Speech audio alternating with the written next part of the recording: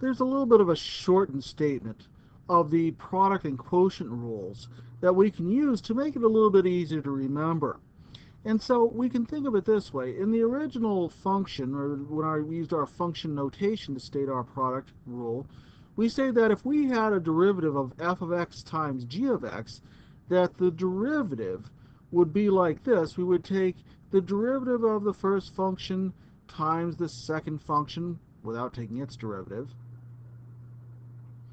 plus the derivative of the second function, g prime of x, times the first function without changing it. But you'll notice that's a lot of writing to do, and like anybody else, we don't like that much writing if we can avoid it. So let's do this. Let's say u takes the place of f of x, and v takes the place of g of x. And what's more, we're going to say u prime takes the place of f prime of x, and of course that would mean v prime is going to take the place of g prime of x. So our statement gets shortened a little bit here, and it becomes this. We would say that the derivative of u times v is u prime v plus v prime u. Well, I mean, that's a little bit easier to remember anyways. It has the beauty of being shorter. And of course, the quotient rule can be stated in a similar way as well.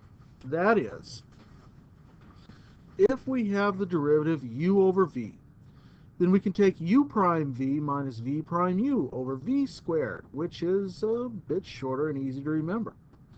So let's take this opportunity, and let's use this rule again. This time what we're going to do is we're going to apply it, and we're interested in finding the derivative and evaluating the derivative at the indicated value. So the first thing we're going to do is we're going to rename this. Let's say y, in this case is our function, is equal to u times v. So here's u. U is the function 1 plus x to the 1/2 power. V will be x squared minus 2. So u prime, our derivative of this, is going to be 1/2 times x to the negative 1/2 power. And v prime simply becomes 2x.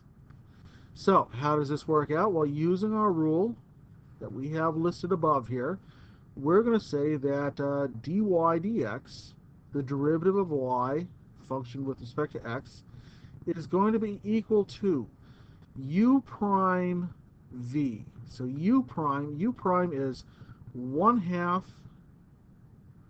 times x to the negative 1/2 power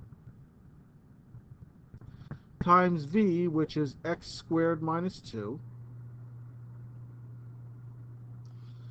added to v prime u. So v prime is 2x, right? V prime u by the rule. So v prime is 2x, and u is 1 plus x to the 1/2.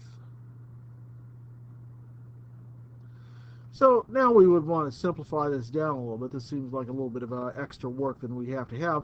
But if I rewrite this, here's what I'm going to have. I'm going to have x squared minus 2 divided by 2 times the square root of x plus 2x times 1 plus the square root of x.